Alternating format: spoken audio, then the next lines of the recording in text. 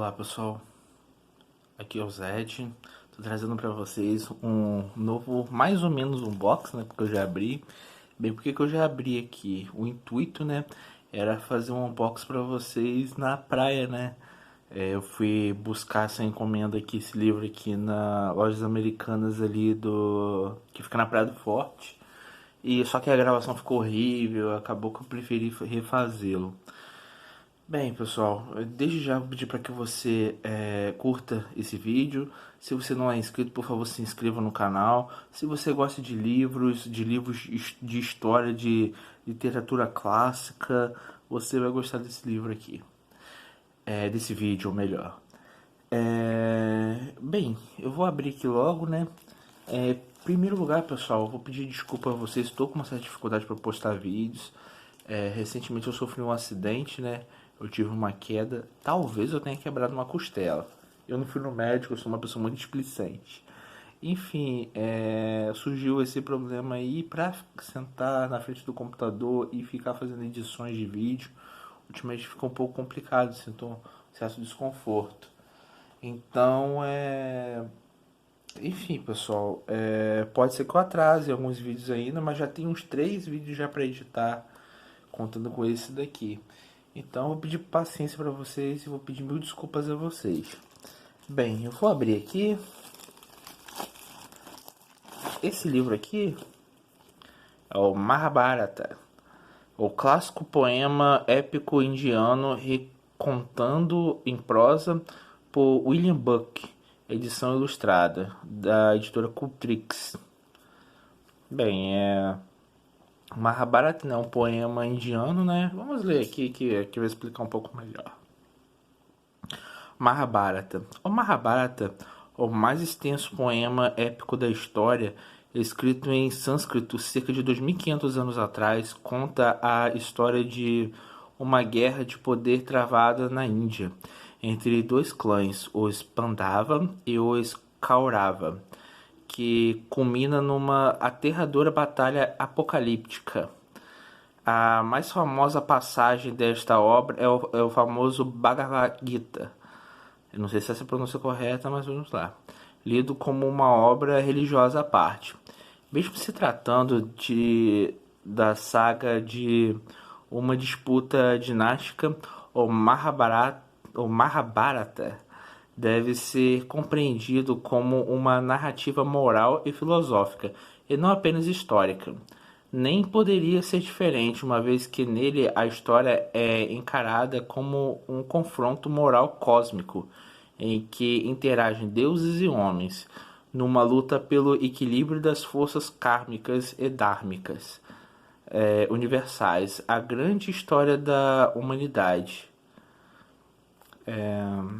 O texto apresentado nesta edição é uma simples tradução de William Buck.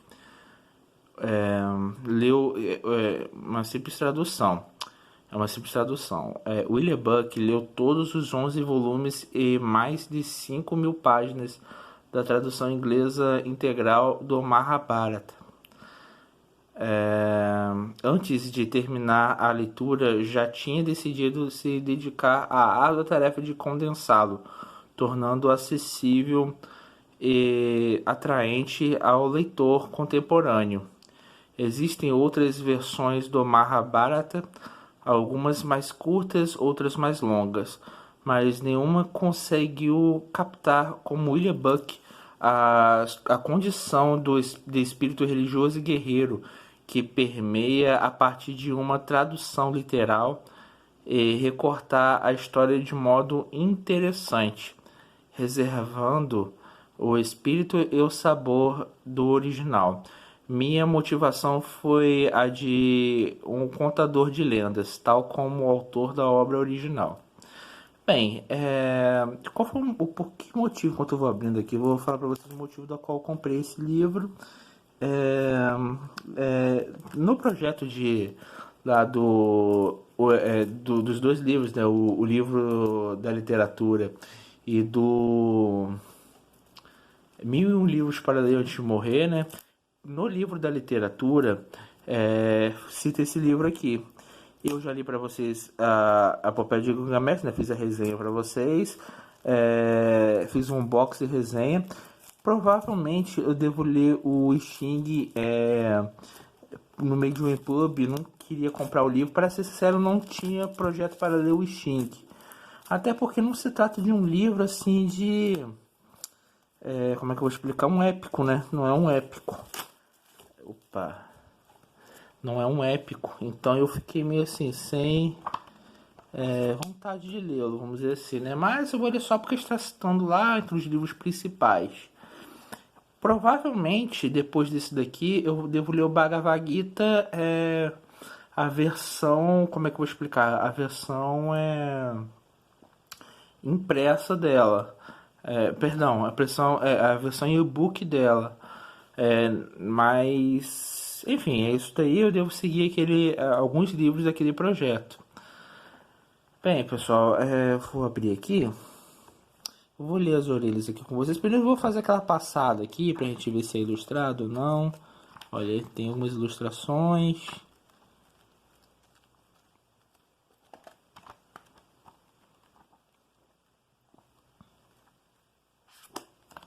Então vamos lá, vamos ler aqui.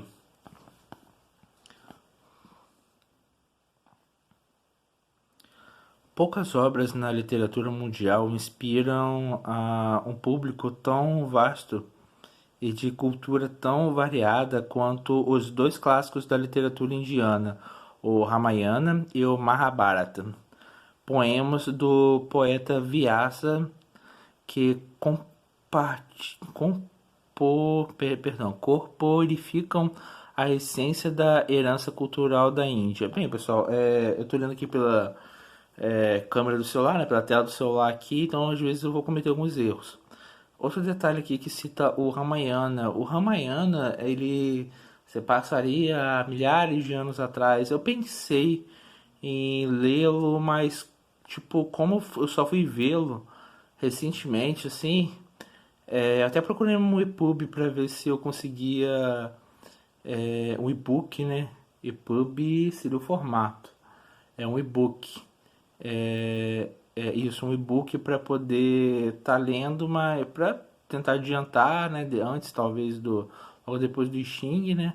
Mas só tinha impresso mesmo, e como eu já tinha comprado Mahabharata, como eu já tinha planejado Mahabharata, eu vou deixar esse para quem sabe se um dia a gente for ler sobre a Índia, mas eu acho que não leremos, não sei. Então, pelo menos a gente prossegue aqui. Não, mas se acaso vocês achem fundamental o Ramayana, deixa nos comentários aí a gente pode examinar melhor, tudo bem? Vamos lá.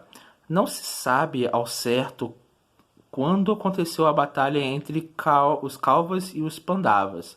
O Mahabharata, ou a grande narrativa dos descendentes do príncipe Bharata, foi sendo composto durante um período de cerca de 400 anos entre os séculos 2 a.C.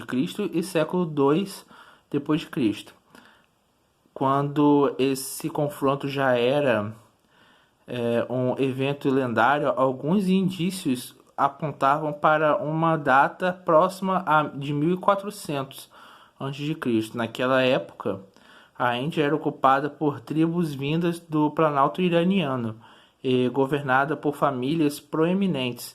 Os reis viviam em permanente conforto e era comum travarem guerras contra as outras tribos. Foi nesse contexto que se deu a Guerra dos Baratas. Só um minuto, pessoal, que eu vou ver essa questão do ano aqui. Eu tenho uma anotaçãozinha aqui. Deixa eu ver se eu consigo alcançar aqui. Deixa eu ver se eu consigo rapidinho aqui. Acho que eu vou pausar aqui o vídeo e já vejo aqui essa questão do ano. Achei interessante passar isso para vocês. Uma das anotações que eu fiz aqui cita que foi no 1200, cerca do ano 1200, que diz aqui as minhas anotações. Então, pessoal, eu depois vou ver isso com mais calma para poder ver qual seria a data mais aproximada aí. Mas temos aí 200 anos de diferença.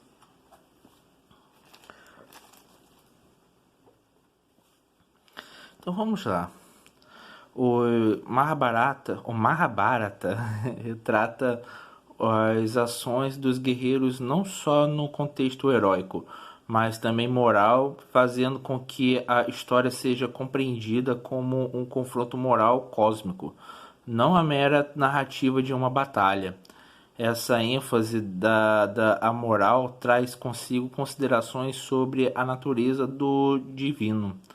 No Mahabharata, os deuses se comunicam com os homens e os animais conversam, sendo às vezes animais de verdade, às vezes seres humanos ou deuses. A narrativa passa frequentemente para uma terra idealizada, onde idealizada, deixa eu aproximar mais um bocadinho, onde, pera aí, só um minuto, passa uma terra idealizada, onde os feitos heróicos, os gestos de coragem e bravura e a força física são vistos como espanto e temor. Tais aventuras promovem no leitor uma impressão de maravilha. Somos transportados para um mundo idílico, onde o invisível e o visível não podem ser separados. Nunca ouvi falar essa palavra na minha vida, idílico. É... Mas enfim, pessoal, é interessante, né? Parece ser um livro que vai ser bem diferente. O ritmo vigoroso do original sânscrito, sua visão honesta, sábia e convincente do estado do mundo, suas descrições aterradoras de morte, horripilante como algo trágico, mas perfeitamente natural em termos de experiência humana, todas essas são apenas algumas qualidades que reservam ao Mahabharata um lugar no coração de milhões de pessoas. A maioria das versões ocidentais, contudo, obscureceu o esplendor da poesia sânscrita, mas temos tudo isso na obra de William Buck. É impressionante que um ocidental tenha conseguido revelar as pérolas deste épico indiano com tanta sensibilidade. Assim como o original, esta versão de Buck merece ser lida e mesmo recitada, pois irá tocar e comover o leitor em diversos níveis de sua consciência. Bem, pessoal, esse livro aqui, né? Por que eu escolhi essa versão e não uma versão, a versão poética dele, né? Eu prefiro uma versão em prosa, porque são 11 volumes e eu não queria passar muito tempo lendo o livro, né? E que provavelmente eu não iria entender. Então eu escolhi essa versão aqui e vou fazer a mesma coisa com a Ilíada ou com qualquer outra coisa que seja em poema. Eu vou ler a versão em prosa para poder entender. Quem sabe no futuro eu escolha aí a versão poética dela, né? Se eu estudar, por exemplo, a Índia, né? A história da Índia, assim, talvez, mas acho muito improvável que eu estude. Bem, pessoal, esse livro que eu queria mostrar para vocês. Referente a canais, eu tenho um canal para indicar para vocês. Eu indiquei a página dele no outro vídeo. Agora eu vou indicar o canal dele, cara, que é do Antiguidade em Foco. É um ótimo canal, cara. E, pô, eles estão tendo um empenho grande. É um canal, um site e uma página do Facebook também. O que eu acho muito interessante da proposta deles, né, é trazer conteúdo de história mesmo. Não é disse-me-disse, não é algo que pegou em uma página. Não, ele se baseia em matéria, em livro, em artigos mesmo, né? Que é muito interessante. Então vou deixar aqui para vocês conhecerem aí a página. Conheçam também nossos canais parceiros. No link aí da descrição tem vários ali que vão falar de literatura, que vai falar de história, vai falar sobre coisas do dia a dia. E é isso aí, pessoal. Queria mostrar pra vocês, que eu queria falar pra vocês. E como eu disse pra vocês também, desculpa pelo tempo sem fazer postagem, né? Mas em breve eu irei compensar vocês com mais vídeos. É isso aí, pessoal, e até a próxima.